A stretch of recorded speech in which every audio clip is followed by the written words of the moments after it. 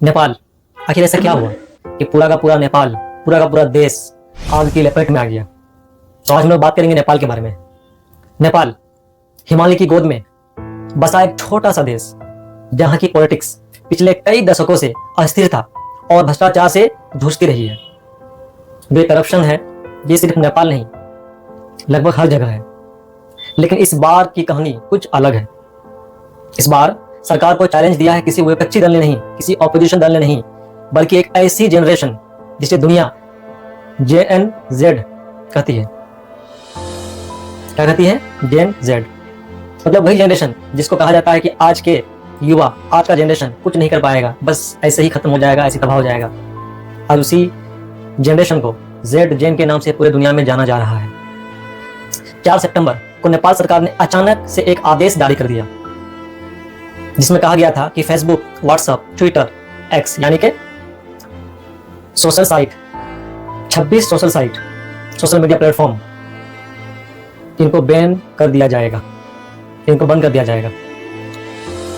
और लॉजिक ये बताया गया कि फर्जी अकाउंट से जो यूजर्स देश में फैल रहे हैं, नफरत फैला रहे हैं, साइबर क्राइम बढ़ रहा है, कंट्रोल नहीं हो पा रहा है, इसके बाद ये सब कुछ बंद हो जाएगा। ये लॉजिक दिया गया, इस बात को बताया गया कि इसी कारण से बंद कर रहे हैं 26 सोशल साइट्स को, एक्सेप्ट टिकटॉक। इसलिए कहा जाता है कि कहीं ना कहीं चाइना का समर्थन है इस सरकार को, चाइना सपोर्ट कर रहा है। इसलिए भी कहा जाता है कि अगर ये जो अभी युवाओं का प्रदर्शन हुआ है, कहीं ना कहीं इसके पीछे अमेरिका का हाथ है। खैर, ये बात की बात है। चलिए आज जानते हैं कि नेपाल में आखिर क्या हुआ, क्यों हुआ और कैसे हुआ। असली वजह कुछ और है, बताई जा रही है। सरकार ने इस कंपनियों से कहा था कि नेपाल में रजिस्ट्रेशन करवाएं, कंटेंट मॉडरेशन के लिए ऑफिसर्स अपॉइंटमेंट करें और जरूरत पड़ने पर जो यूजर्स का डाटा है, इन्हें सरकार के साथ साझा किया जाए। लेकिन कंपनी ने इन सारी बातों को मानने से इनकार कर दिया, मना कर दिया, रिफ्यूज कर दिया। शायद इसीलिए क्योंकि नेपाल का यूजर्स जो बेस है बहुत छोटा था और खर्च बहुत ज़्यादा था, इसलिए इस कंपनी ने इन शर्तों को मानने से इनकार कर दिया, ध्यान दिया ही नहीं, इंपॉर्टेंस नहीं दिया। 3 सितंबर तक रजिस्ट्रेशन नहीं हुआ और 4 सितंबर को यह बैन वाली खबर आ गई कि ये सारे सोशल साइट बैन कर दिए जाएंगे। कंपनी को जो 3 सितंबर तक रजिस्ट्रेशन का आदेश दिया गया था, उसको फॉलो नहीं किया गया, यह बात को इंपॉर्टेंस नहीं दिया गया। और अगले ही दिन फेसबुक, इंस्टाग्राम, ट्विटर, व्हाट्सएप और 26 ऐसे सोशल साइट जो बाहर देश के थे, इन सबको बैन कर दिया गया और सभी के स्क्रीन पे ब्लैक हो गई, सभी की स्क्रीन जस्ट लाइक ब्लैक जैसे होने लगा। इसके साथ साथ जैन जी का गुस्सा असली क्यों भड़का? आखिर जैन जी का गुस्सा असली क्यों भड़का? चलिए आगे देखते हैं। जैन जी एक ऐसी जनरेशन है जो आज की जनरेशन जो सोशल मीडिया में पली बड़ी है, इंटरनेट के साथ आगे बढ़ी है और उस पर अपनी पहचान बनाई है।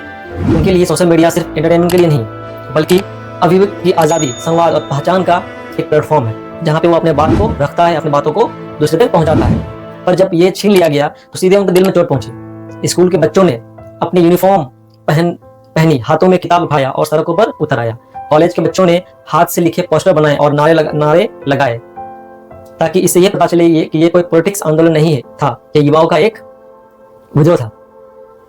जो हामी नेपाल जो NGO है, इसने और इसे बढ़ावा दिया। इन्होंने इंस्टाग्राम में मैसेज किया कि आप सभी यूनिफॉर्म में आए, हाथों में किताब लेके आए और नारे लगाए, ताकि पता चले ये कोई सरकार या ऑपोजिशन वाला आंदोलन नहीं है, ये युवाओं का आंदोलन है। और जो जैन जी जनरेशन है, इनका और भी एक गुस्सा था जो इंस्टाग्राम में ट्रेंड हो रहा था कुछ महीनों से, नेपो किड्स या नेपो बेबीज।